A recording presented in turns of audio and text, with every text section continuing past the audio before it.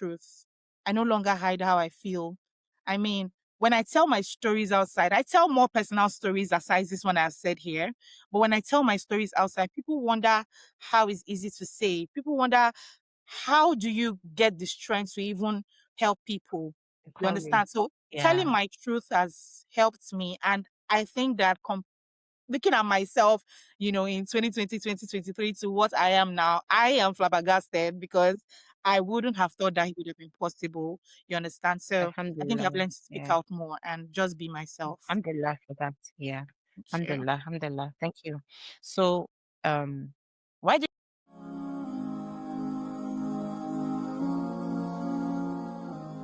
Assalamu alaikum, everyone. Welcome to another episode of One Limitless Question with Z, a safe space where every answer reveals a story. I'm your host, Z, and I'm truly honored to have you here with us today. Here on One Limitless Question, I ask just one question, a question that explores what it means to be limitless in life, in faith, and in becoming the woman Allah created you to be. But before we dive into the question, I would love for my beautiful guest to introduce herself. So, Queen, please tell us your name, what you do, and where people can connect with you. Assalamu alaikum warahmatullahi wabarakatuh. My name is Congratulations. Barakah Danmole. I reside in Nigeria. I'm a lawyer. I'm also a project manager, a certified project manager, and a monitoring and evaluation expert for projects. However, I have honed my skills in brand growth strategy for social media. So I basically help small brands to, get more visibility online. And I do social media management. I do content creation and brand influencing as well. And you can connect with me on Instagram and on TikTok at Barakah Danmole as spelled. And I'm glad to be Okay. here. Thank you so much, Z. Yeah. Yeah. Thank you so much for sharing that with us, sis. Now let's get into the question. So, sis, my question is, what does being limitless mean to you? Okay. When you talk about limitations generally, people would want to come from the perspective of the challenges that we face as human beings. They want to Yeah. come from the perspective of the boundaries that we have in exploring our potentials. But I would say that Yeah. being limitless is not just in the boundaries, but it's in our abilities not to accept those boundaries. Allah has put in Yeah. us potential, and as Muslims and as human beings generally, we are expected to explore them to our full capacity and then take the bull by the horn. So I would say breaking boundaries and not being broken by the boundaries. Yeah. Thank you so much for that. So, is there any moment or experience in your life where it really felt that way or wished you had? Okay, so this is going to be quite emotional for me, but I really do not mind talking about it because I'm also all about helping people learn from my Yeah. situation. Years ago, I lost 5 people, back to back, 6 people actually. I lost my mom first in 2020. Then after she died, few months after that, I lost my paternal grandma. Then few months after that, I lost my paternal grandmother. And then a few months after that, I lost my maternal aunt. Few months after that, I lost my paternal aunt. That's too Then much for you. a few months after Oh, that, I lost my son a day after birth. So it was oh, really a devastating moment for me. It felt like my whole world was tied around these people. I had plans. I mean, if anybody had told me, because my mom was first in coma in 2020 as at the NSAS period, but then she died 6 months after, which was now in 2021. So if anybody had told me in 2021 that she was going to die, I would have argued or beat the person to stupor because I mean, this person just survived being in coma. If she wanted to die, she just would have died then. But over yeah. time, I realized that Allah knows best, and it tested my faith. It tested. I had a lot of questions. I felt like if my mom wasn't there, I couldn't do anything else. I'm the first child of 4 children, and I have these people to take care of. I have these people who are literally now my children. So I felt like I couldn't do this alone. And I started to think, if I get pregnant again, who's going to take care of my child? And then if my Yeah. siblings have to get married, who's going to take up all that? So I had a lot to think about, and I was You have really very lots of determined responsibility. to Yeah. take, yes. Yeah. So it was quite a lot for me. However, um, you know, one day things started to get better, not because I couldn't have wallowed in my pain or in my depression at the time, but because I told myself, if I break down today, a lot of people will break down after me. And I don't think that my mom would have been happy to see that happen.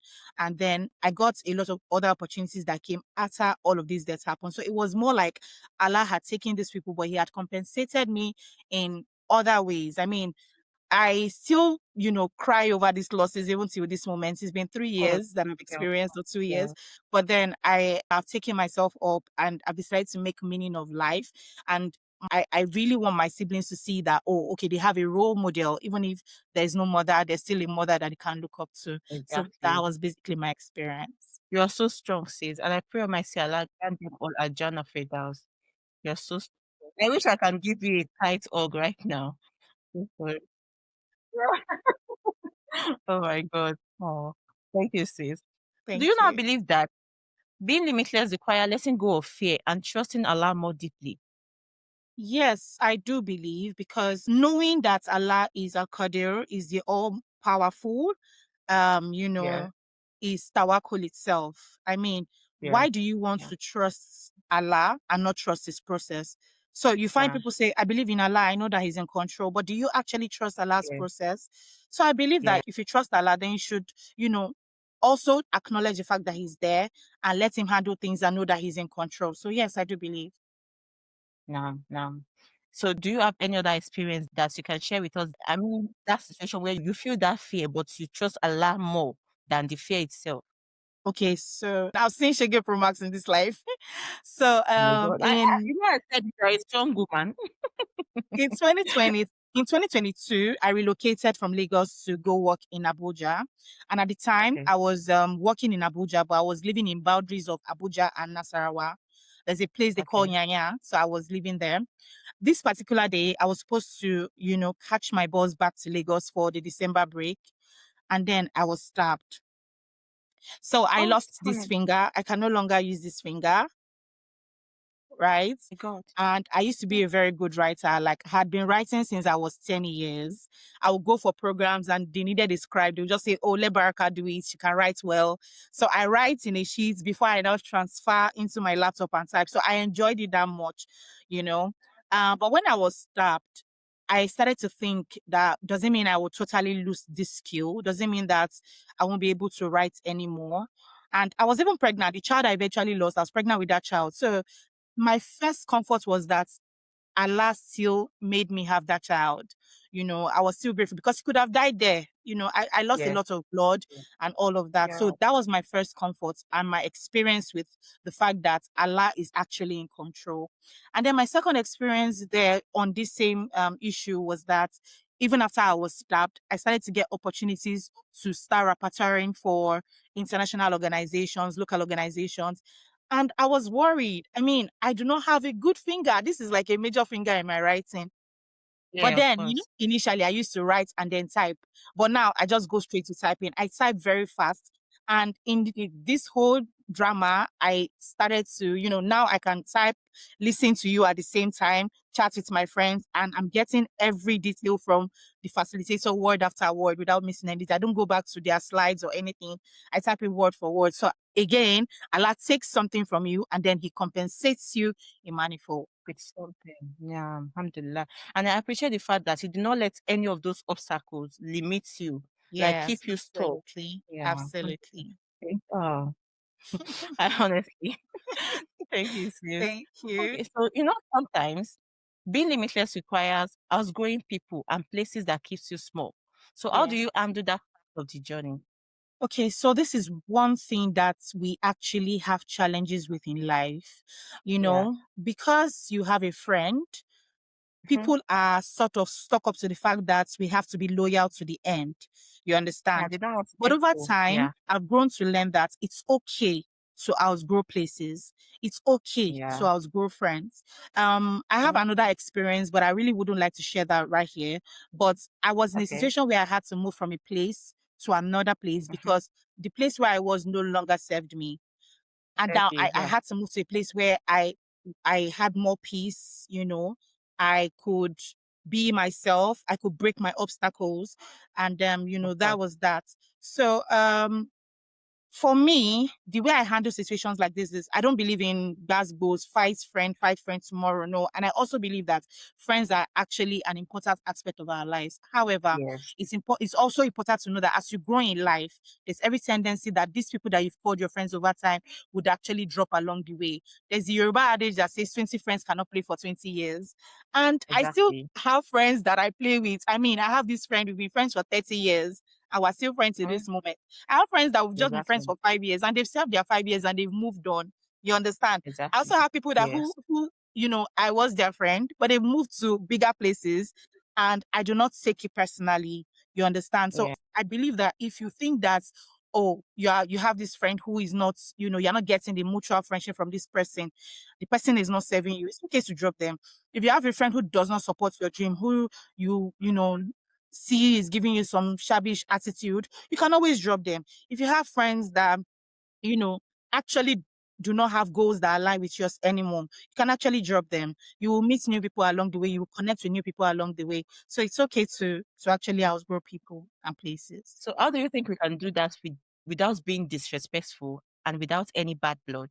Is I that have possible? conversations. So I've learned to be very outspoken over time. I actually have conversations. I don't just, the way young people of nowadays will just say, I block them, I block them. I don't block people like Yeah. that without telling you. When I want to get you out of my space, I actually tell you that, oh, guy, you see, so this is how things have gone over the time. I appreciate the time that we've used together. However, at this point, I do not think that our goals align. I think that I give more into this friendship than you do. I feel like I'm not receiving the kind of energy that I would expect from a friend. But no bad Yeah. blood. Of course, in the future, we could always meet and, reconnect again. But for now, I really like that we end this relationship or this friendship here. And that's it. Hmm. Okay. I think I'm learning something new. Thank you. Thank you for that. Thank you. Okay, because I'm not the outspoken kind of person. So I used to Yeah. feel like, oh, because I don't want to hurt some Hurts people, people's but feelings. yeah, Yes. of course. But even we as an individual, we also outgrow ourselves. So we Yes, can't say we that do. because you outgrow this version of you should now hate your past, you get. So Yes, just let's go. exactly. There are some people Yeah. that they are meant to serve a chapter in your story. And when that Yes. chapter finishes, you have to Closed, close they that chapter move. up to the next. Okay. Yeah. Okay. Thank you so much, Sid. So Thank Sid, you. when you picture the most limitless version of yourself, what does she looks like? And what are the steps you are taking to becoming her? Huh. I would say peaceful. Hmm. I would say peaceful. I would say more resilience. Um, because I mean, I used to be in a place where I was manipulated a lot. I used to be judged. I mean, people would hear the other party's side and would never, you know, talk to me or Listen to hear your my side. side. I had people treat me badly. I've been in situations, a lot of situations, and I also had situations where I was told never to be confrontational with whatever challenges it is I People. go through. So people bring Hmm. trash at you. You're expected to take it wholeheartedly. People say this Yeah. about you. You're expected not to defend yourself or speak to anybody. People speak about you. You're expected Yeah. not to tell your own part of the story. So I had been in that space a lot of times. And your second question was, what am I now doing? What I am doing now Yeah. is So to become becoming that person, is that I now tell my truth. I no longer hide how I feel. I mean, when I tell my stories outside, I tell more personal stories aside this one I've said here. But when I tell my stories outside, people wonder how it's easy to say. People wonder, how do you get the strength to even help people? You becoming. understand? So telling Yeah. my truth has helped me. And I think that looking at myself, in 2020, 2023 to what I am now, I am flabbergasted because I wouldn't have thought that it would have been possible. You understand? So I think I've Alhamdulillah. learned to speak Yeah. out more and just be myself. Alhamdulillah for that. Yeah. Thank you. Alhamdulillah. Alhamdulillah. Thank you.